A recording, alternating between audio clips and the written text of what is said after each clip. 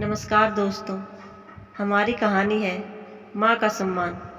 कुछ दिन पहले एक परिचित के घर गया था। जिस वक्त घर में बैठा था उनकी मेड घर की सफाई कर रही थी। मैं ड्राइंग रूम में बैठा था।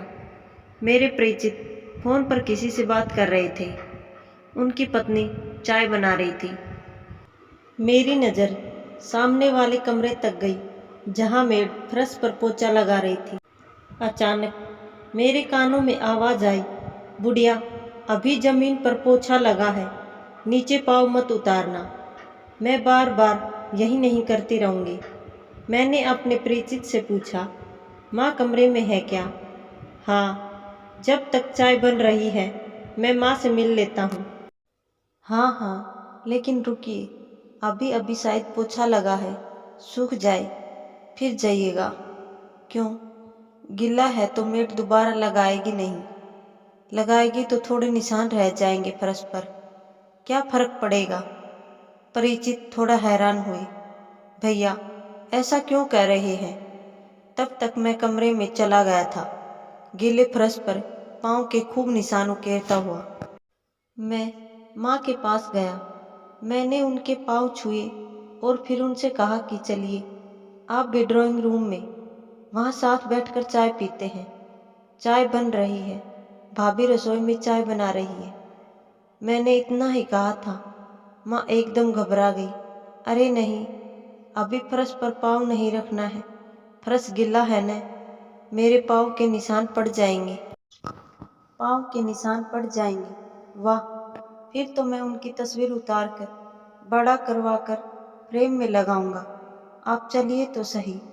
पर माँ बिस्तर से नीचे नहीं उतर रही थी। उन्होंने कहा कि तुम चाय पी लो बेटा। तब तक मेरे परिचित भी माँ के कमरे तक आ गए। उन्होंने मुझसे कहा कि माँ सुबह चाय पी चुकी है, आप आइए भैया। नहीं, माँ के साथ मैं यहीं कमरे में चाय लूँगा। चमकते हुए टाइल्स पर मेरे जूते के निशान बयां कर रहे थे कि मैंने जानबूझकर कुछ निशान छोड़े हैं। वो समझ नहीं पा रहे थे कि आखिर मैंने ऐसा किया ही क्यों। उन्होंने मुझसे तो कुछ नहीं कहा, लेकिन मेड को उन्होंने आवाज़ दी, बबीता, जरा इधर आना। इधर भैया के पाँव के निशान पड़ गए हैं, उन्हें साफ कर देना। बबीता ने गीला पोछा फर्श पर लगाया।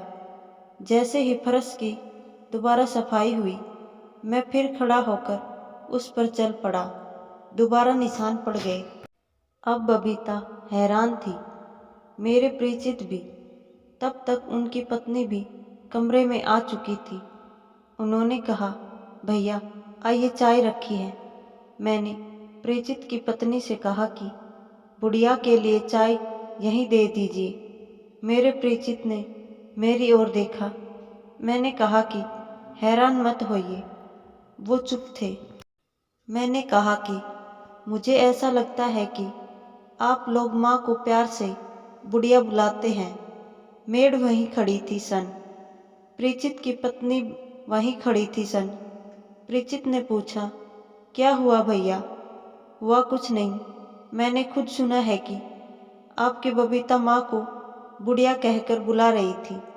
उसने माँ को बिस्तर से उतरने से धमकाया भी था।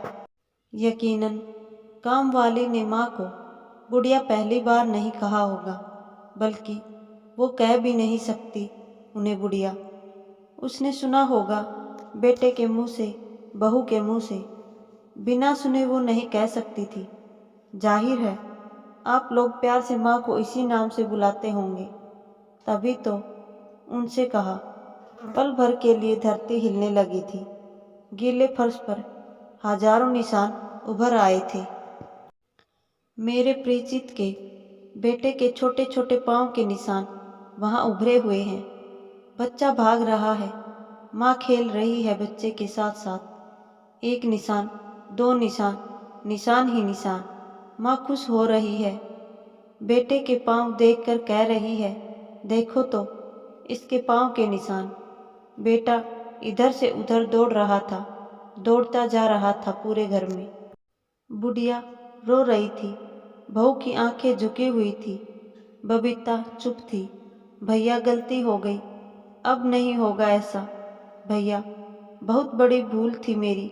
मेरे परिचित अपनी आंखें पोंछ रहे थे, मैं चल पड़ा, सिर्फ इतना कहकर कि आंखें ही पोंछनी चाहिए, उस फर्श को तो चूम लेना चाहिए जहां माँ के पाँव के निशान पड़े हों। धन्यवाद दोस्तों। आपको हमारी कहानी कैसी लगी हमें कमेंट करके बताएं और हमारे चैनल को लाइक शेयर और सब्सक्राइब ज़रूर करें।